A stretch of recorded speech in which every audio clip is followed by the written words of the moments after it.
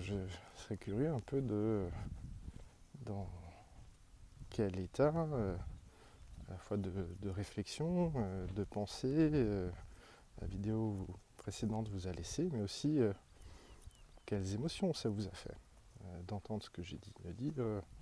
J'ai dit, finalement, quelle que soit la technique que vous employez, si vous l'utilisez en vous disant que vous devez vous améliorer, que vous n'êtes pas digne d'amour en état, la preuve, ça ne marche pas, donc je dois changer.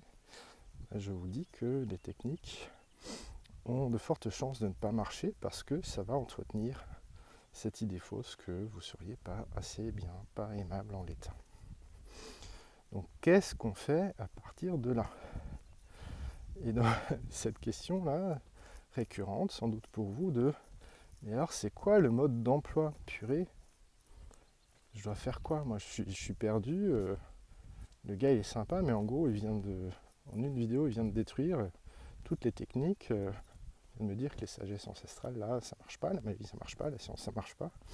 Alors pas exactement, ce que je dis c'est en fonction de la fonction que vous prêtez à votre comportement, l'intention que vous mettez derrière. Et donc, je vous ai décrit la posture qui ne marche pas. Du coup, c'est quoi la posture qui marche? Bonne question. Et là, par exemple, j'ai mon cerveau là qui me dit, purée, on arrive dans une zone sensible, et donc c'est plus dur pour moi d'aligner mes neurones.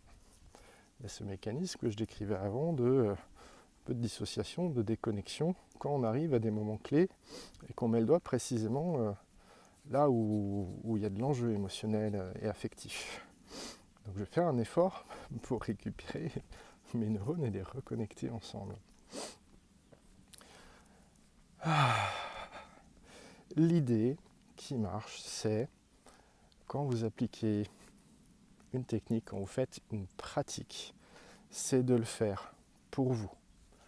Pas pour vous changer, mais pour vous faire du bien. Pas indirectement. Pas, bah oui, je me fais du bien parce que si je fais ça, je m'améliore et après je serai en relation, ce sera mieux. Non, pour vous. C'est-à-dire que là, moi, je prends l'exemple concret, je suis en train de marcher. Je ne suis pas en train de marcher pour perdre du poids et plaire plus. J'ai ça dans un coin de ma tête.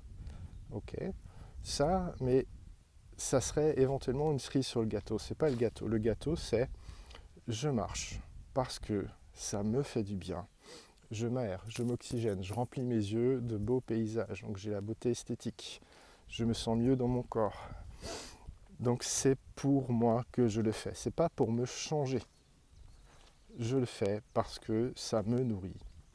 Parce que c'est connecté à des valeurs. Parce que c'est connecté de manière très concrète à l'amour que j'ai pour moi.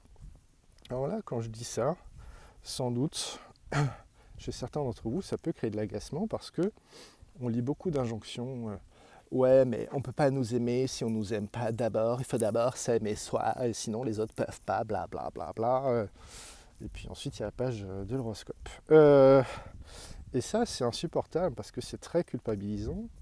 Et surtout, ça ne nous dit pas concrètement, ok, comment on peut s'aimer. Parce que si on est dépendant affectif, c'est que nos besoins fondamentaux d'être humain n'ont pas été remplis. C'est-à-dire que dans notre environnement, on n'a pas eu la bonne dose d'affection. On ne nous a pas assez aimé ou pas aimé de la bonne manière. Donc on a vécu que, quelque part, on n'était pas aimé. Et donc notre cerveau a extrapolé qu'on n'était pas aimable de manière générale. Et c'est là où ça bug, c'est là où c'est faux. C'est que cette surgénéralisation qui s'ancre, certes dans un vécu concret, imagine que le monde c'est simplement du copier-coller.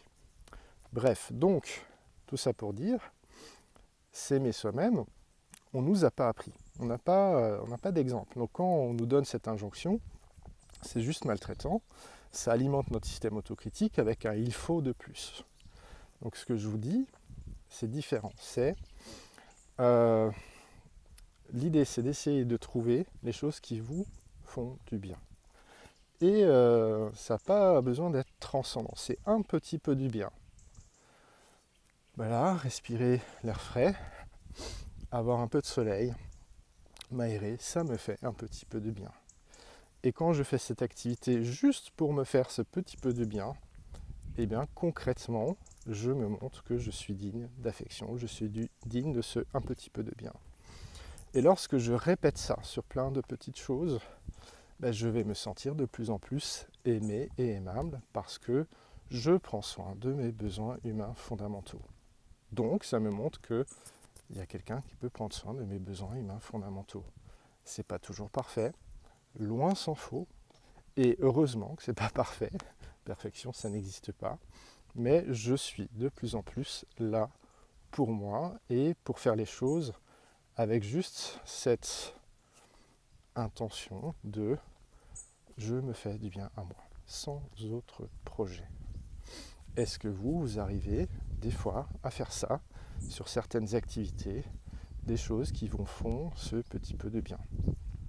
J'aimerais que vous y réfléchissiez et de voir, ok, ces activités-là, il y en a beaucoup, il n'y en a pas beaucoup.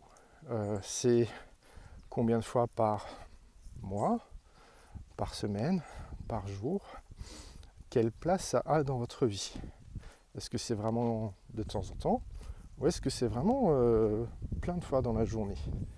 Et peut-être vous pourriez essayer de voir, est-ce qu'il y a une relation entre comment je me sens, est-ce que je me sens là particulièrement abandonné, délaissé, pas aimable, et dans la journée ou la semaine précédente, à quel point j'ai fait ces activités potentiellement nourrissantes et plaisantes pour moi.